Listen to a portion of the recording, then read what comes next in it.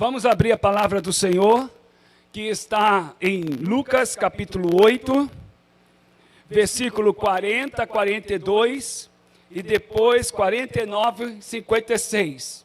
Evangelho de Lucas capítulo 8, versículo 40, 42 e 49 a 56. Lemos assim, eu estarei lendo na versão MVI. Quando Jesus voltou, uma multidão o recebeu, pois todos o esperavam. Então um homem chamado Jairo, dirigente da sinagoga, veio e prostrou-se aos pés de Jesus, implorando-lhe que fosse à sua casa, porque sua única filha, de cerca de 12 anos, estava à morte. Estando Jesus a caminho, a multidão o comprimia. Enquanto Jesus ainda estava falando, chegou alguém da casa de Jairo, o dirigente da sinagoga, e disse: sua filha morreu, não incomode mais o mestre.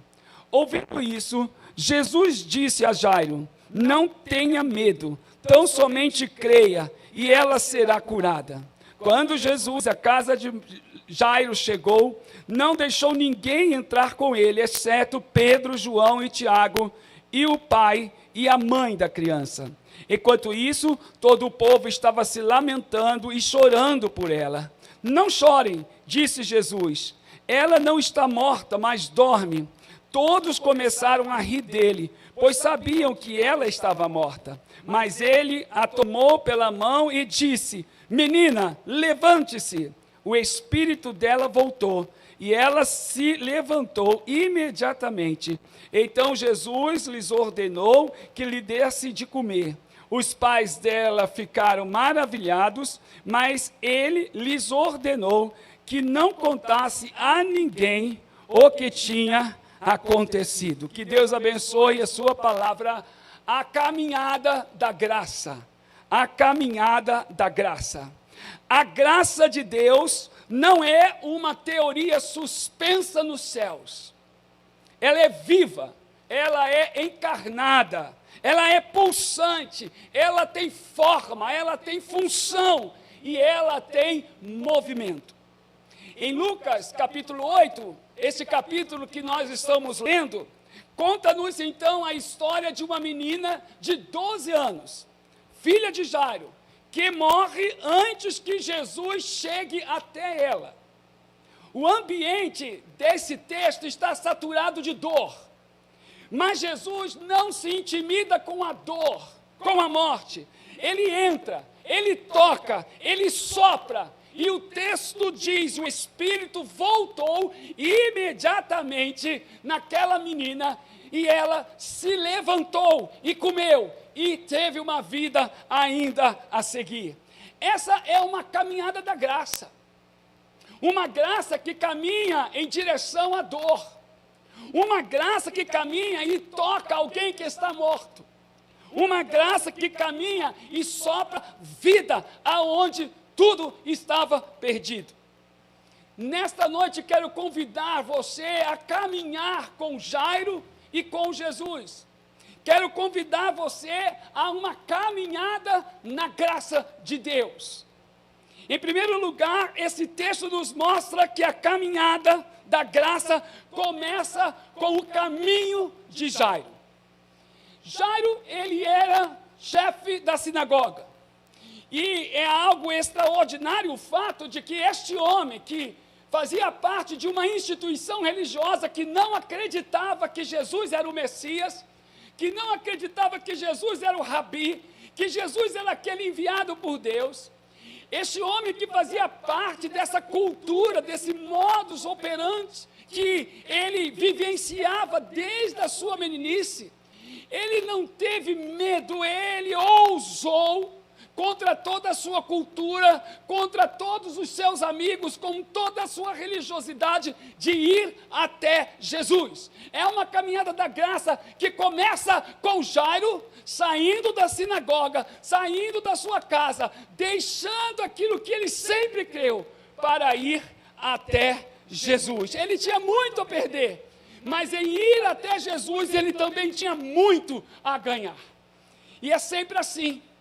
Conheço várias pessoas que quando aceitaram a Cristo como Senhor e Salvador, quando foram até Cristo, elas perderam suas famílias. Hoje, muitos países do mundo, como a pastora Regiane, num culto de missões, embora fosse do Brasil, já tivemos também o culto de missões mundiais. Muitos países ainda não aceitam que uma pessoa possa ir até Jesus e as tornam mártires, e são mártires do cristianismo, como por exemplo a Coreia do Norte, em que se uma pessoa disser que ela é de Jesus, que ela tem o cristianismo na sua vida, ela é realmente morta, sem nenhum medo e sem nenhum preconceito, sem nenhum modo de pensar ou de raciocinar a respeito disso.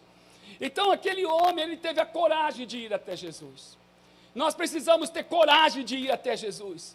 Nós precisamos ter coragem de seguir aquilo que Jesus disse: aquele que não abandonar pai e mãe não é digno de mim.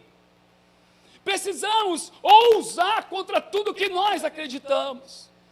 Conheci um senhor que quando era jovem, ele contava a ilustração que ele fazia parte de uma religião, de uma denominação que detestava evangélico. E quando ele recebeu a Jesus como Senhor Salvador, ele foi expulso da sua casa pelo seu pai e pela sua mãe. Porque os pais não aceitavam que ele fosse um seguidor de Jesus Cristo. Conheci um homem que era alcoólatra, que era viciado em cocaína, que era viciado em crack. E a família lutava dias e dias, anos e anos, para que ele fosse liberto. E um dia ele entrou na igreja, e Deus falou com ele, e ele levantou a mão, e ele recebeu a Jesus, e ele deixou as drogas. E ao invés daquela família se alegrar, aquela família acabou com a vida daquele homem, tirando ele de casa, dizendo que ele não podia seguir a religião dos evangélicos. Ele servia como alcoólatra, ele servia como drogado, e quando ele foi libertado, de vez a família reconhecer que foi Jesus, a família o jogou para fora, preferia ele.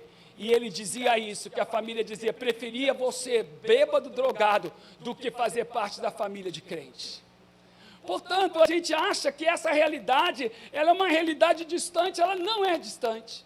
Muitas pessoas que vão até Jesus, elas sofrem o dano de irem até Jesus e cortarem suas relações, que são talvez muito preconceituosas, enfim, e de que não se faz, a palavra de Deus não dá autenticidade.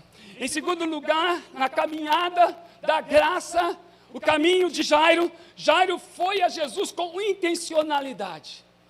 Jairo não foi até Jesus e disse: olha, Jesus, a minha filha está doente, se o Senhor quiser, o Senhor cura. Olha, no tempo do Senhor, o Senhor pode fazer alguma coisa, eu estou aqui para esperar a sua voz, o que o Senhor tem a falar. Não, ele foi a Jesus e ele falou: a minha filha está doente e eu preciso que o Senhor cure.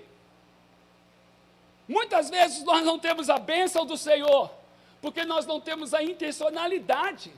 Nós não chegamos como Jairo, que está a caminho da graça, que está caminhando com Jesus, e nós não chegamos e dizemos: Senhor, eu preciso disso. Senhor, a minha casa precisa disso. Senhor, eu preciso de libertação, eu preciso de cura, eu preciso de uma solução em termos financeiros, eu preciso de uma solução em termos de criação, eu preciso uma bênção sobre a minha vida, porque eu não aguento mais.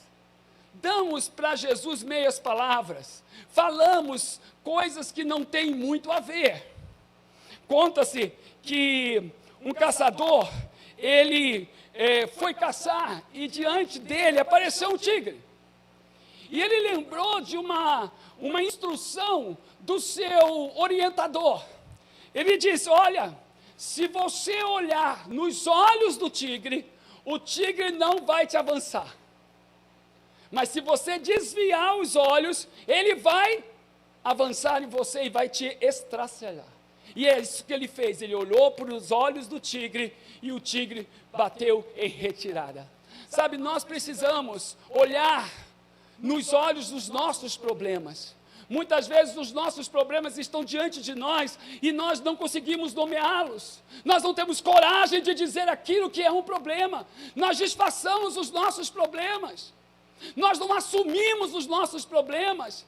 Nós não falamos em todas as palavras aquilo que estamos passando.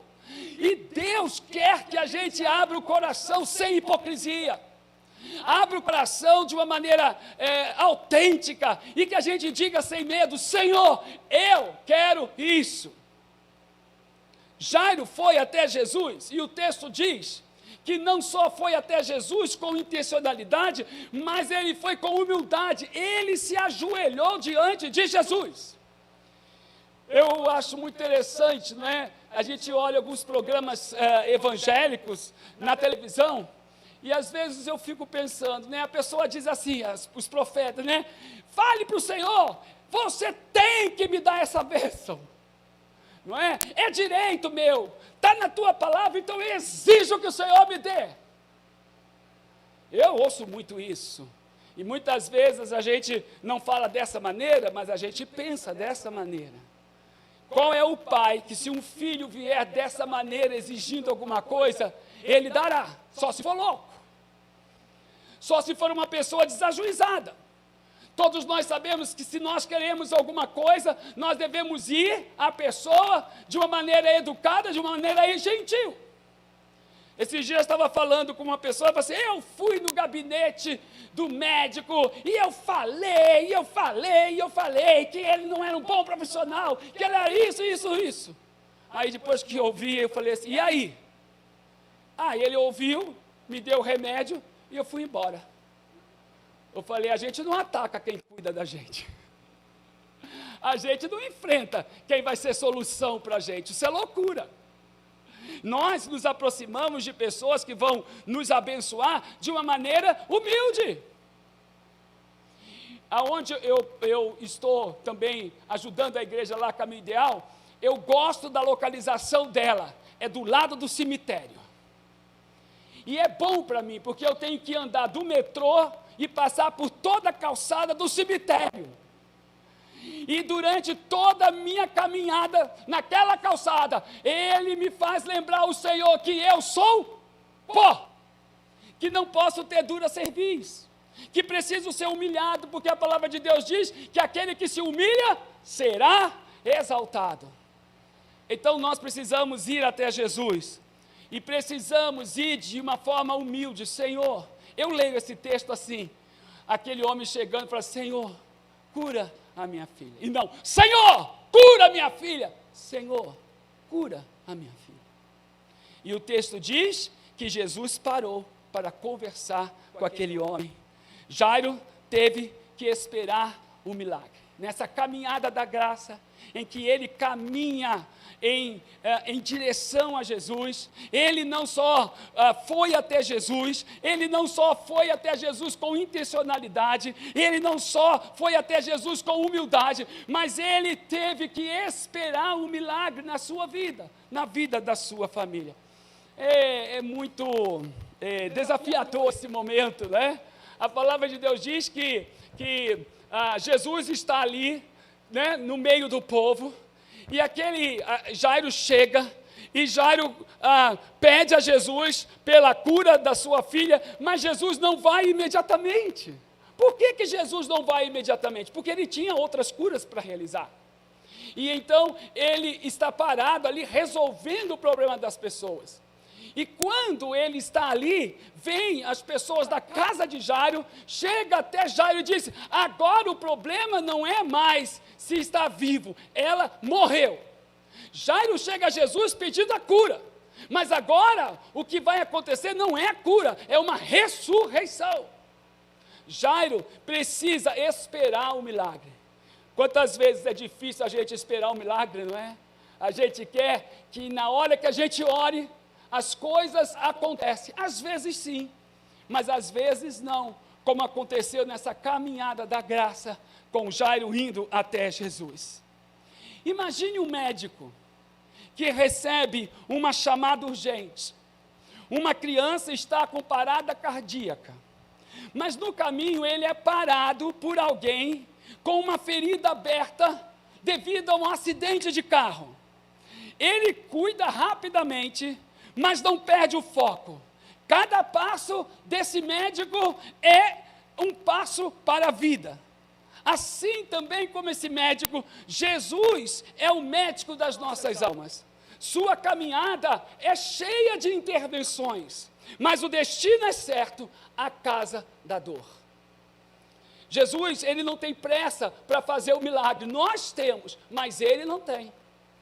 Ele está a caminho da graça, e ele vai fazer aquilo que lhe apraz. Mas nós precisamos olhar neste caminho e vermos que na hora certa, no momento certo, com as pessoas certas, o milagre vai acontecer. O milagre não adianta nem atrasa, é a hora certa, o relógio de Deus não adianta nem atrasa.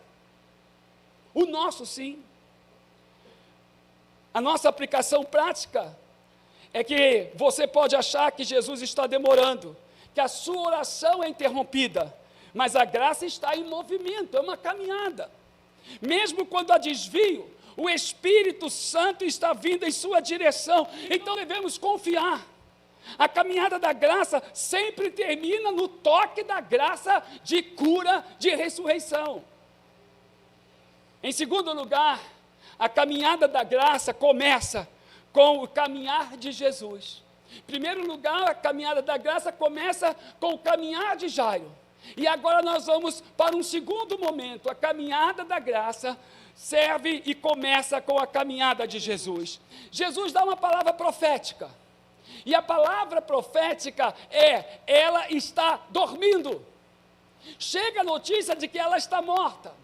Mas a palavra de Jesus não encontra caminho para a morte. Ele diz, não, ela está dormindo. Palavra profética de Jesus.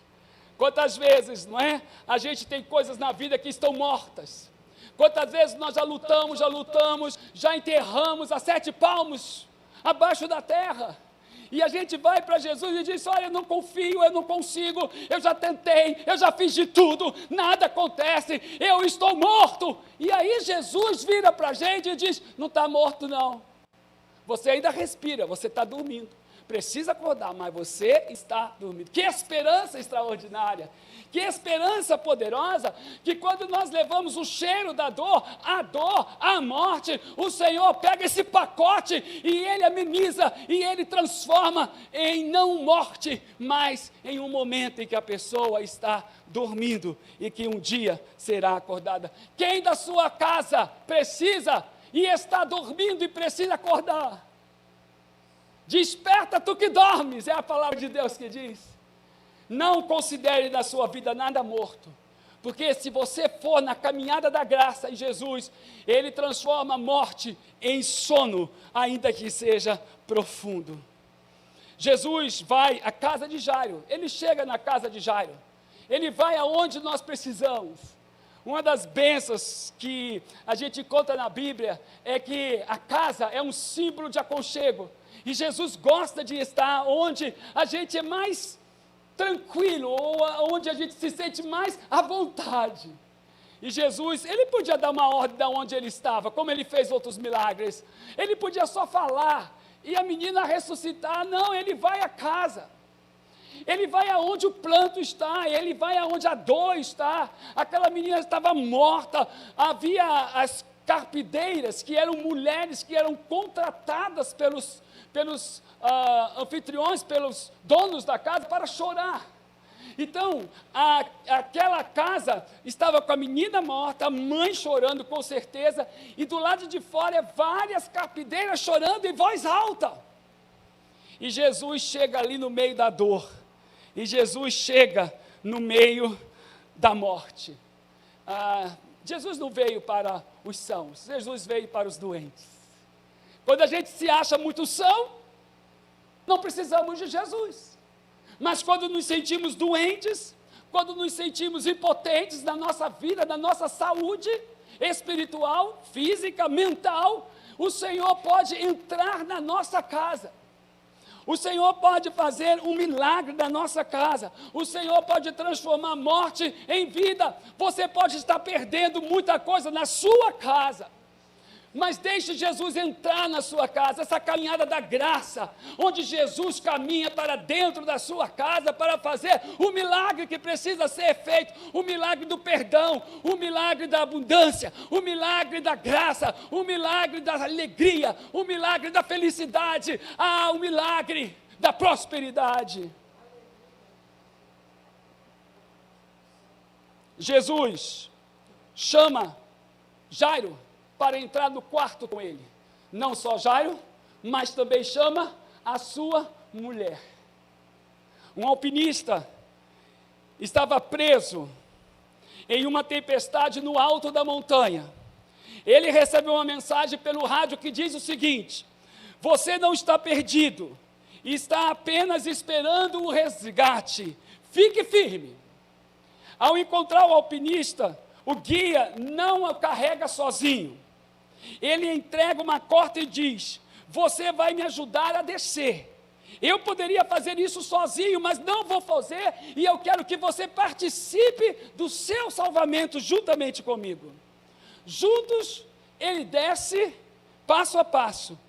O alpinista não apenas sobrevive, ele aprende a confiar, a colaborar, a vencer o seu medo e ir adiante.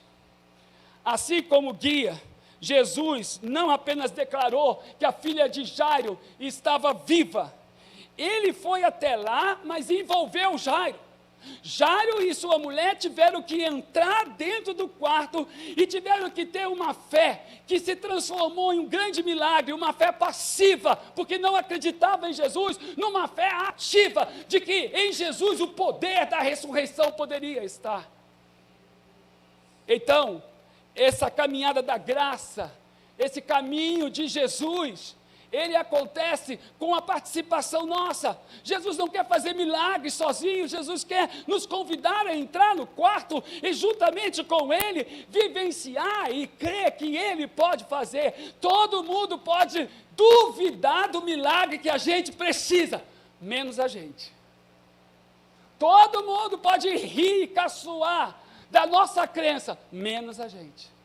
O milagre acontece não só porque Jesus tem poder, o milagre acontece porque nós estamos com Jesus e confiamos que não há limites para o Senhor e para o poder do Senhor. Quando nós achamos que o Senhor já fez tudo, nós descobrimos que ainda falta tudo para que o Senhor faça.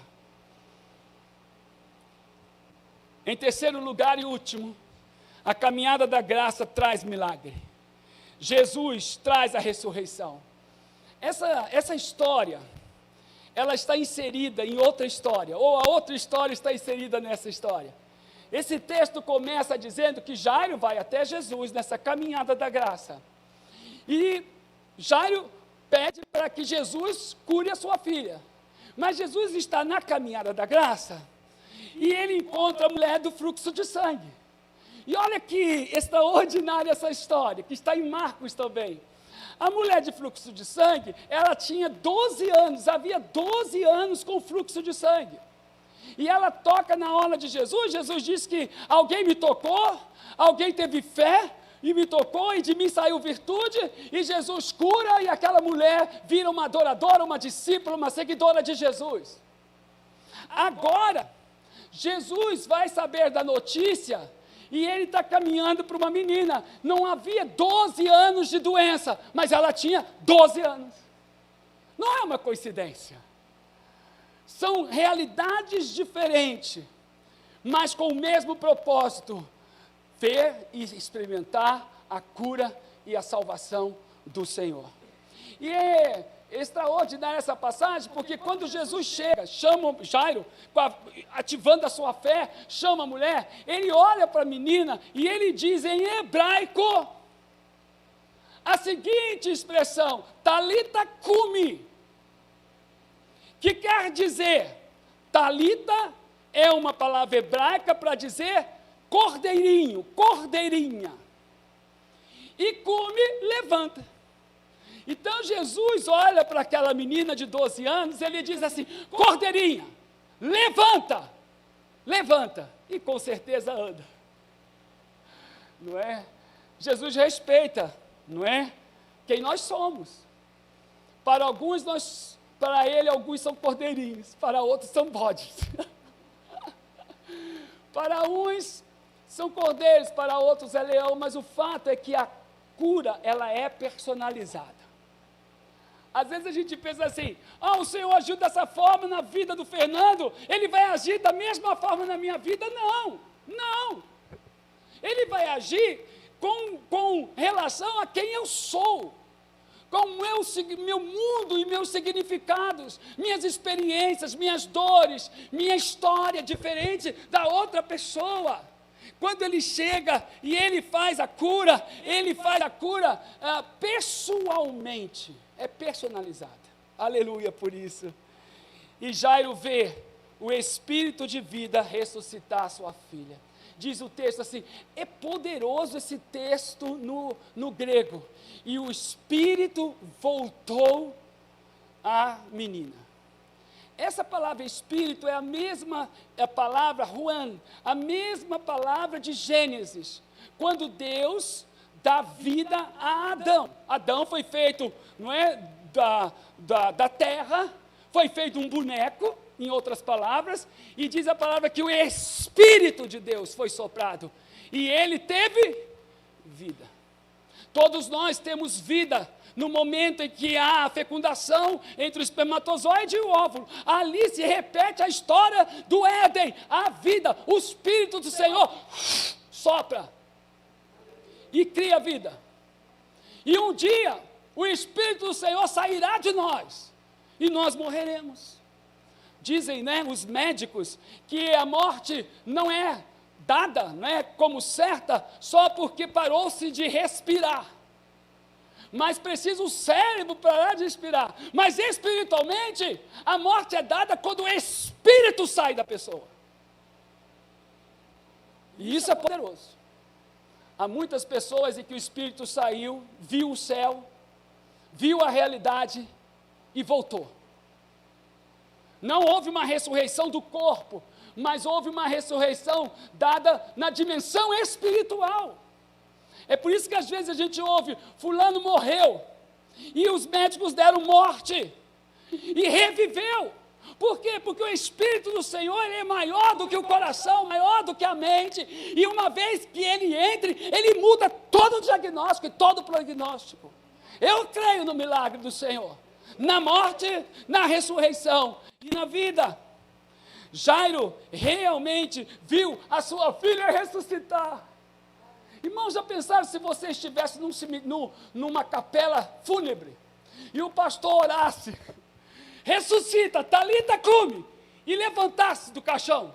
Eu seria o primeiro que orei que ia sair correndo. Não? Mas Jairo não saiu correndo. E Jesus ainda deu uma ordem, manda ela comer, dá comida a ela. Por quê? Porque Jesus não se importa só com o espírito, Jesus se importa com o corpo. Aquela menina estava doente há muito tempo, ela não podia comer, e a maior prova da cura, da ressurreição, não foi só o espírito voltar a ela e ela respirar, mas ela ter as funções fisiológicas todas colocadas no devido eixo, porque Jesus, quando faz o milagre, ele não faz pela metade, ele faz até você poder comer. Pense em um maestro que toca com a sua batuta e a orquestra responde. O toque não é apenas físico, ele é comando, ele é conexão, ele é ativação. Na casa de Jairo, o silêncio da morte é quebrado pelo toque da graça que rege a vida. E eu quero terminar essa palavra em algo que me chamou muita atenção quando eu estava preparando esse sermão. Depois de tudo isso, Jesus diz assim, não quero que ninguém saiba. Sabe, os milagres não precisam ser colocados em holofote. Os milagres não precisam ir para Facebook, para Instagram, a não ser para testemunhar do poder do Senhor, mas nós estamos num mundo em que tudo tem que ser um estardalhaço, tudo tem que estar com luzes vermelhas, azuis, amarelas, que tudo tem que ser dito, e tudo tem que ser público, mas há milagres na nossa vida, que ninguém sabe que houve, mas nós sabemos, e nós devemos guardar em 7 chaves do nosso coração. Não foi assim com Maria, mãe de Jesus? Quando recebeu a mensagem, ela disse assim, o texto diz assim, e Maria guardou em silêncio no seu coração. Há milagres que a gente precisa guardar no coração, porque são só nossos. Ninguém sabia que precisávamos de um milagre. E se nós falarmos, as pessoas vão transformar isso em alguma coisa ruim para a nossa vida. Mas aquela família sabia que Jesus fez o milagre. Há áreas da sua vida que estão mortas. Você precisa do toque que desperta, que conecta, que ativa. Busque esse toque na oração, na palavra, na comunhão. O Espírito quer tocar onde você já não sente mais. Concluindo essa palavra, a filha de Jairo viveu, porque a graça caminhou, tocou e soprou. Hoje, essa mesma anatomia está disponível para você. O Espírito Santo está pronto para restaurar o que você tem morto na sua vida, reanimar o que parou e enviar o que está preso. Respire fundo. A graça está viva. E aonde há sopro de Deus, há esperança. E é por isso que nós precisamos nunca estarmos fora do caminho do Senhor Jesus. Porque há alegria, há salvação. E é por isso que nós precisamos estar nessa caminhada da graça. Esta caminhada que levou Jairo a caminhar. Esta caminhada que levou Jesus a caminhar. E que pode nos levar a caminhar nas nossas dores. Que Deus nos abençoe. Estamos por celebrar a ceia do Senhor. E louvado seja o nome do Senhor.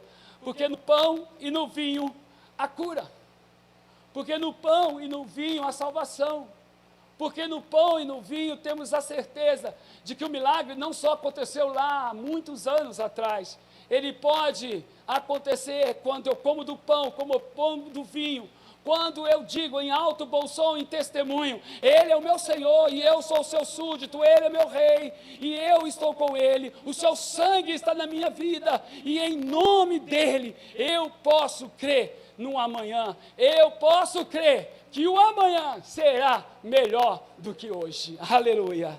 Vamos nos colocar em pé. Quero convidar o grupo de louvor para, depois da oração, celebrarmos a ceia do Senhor.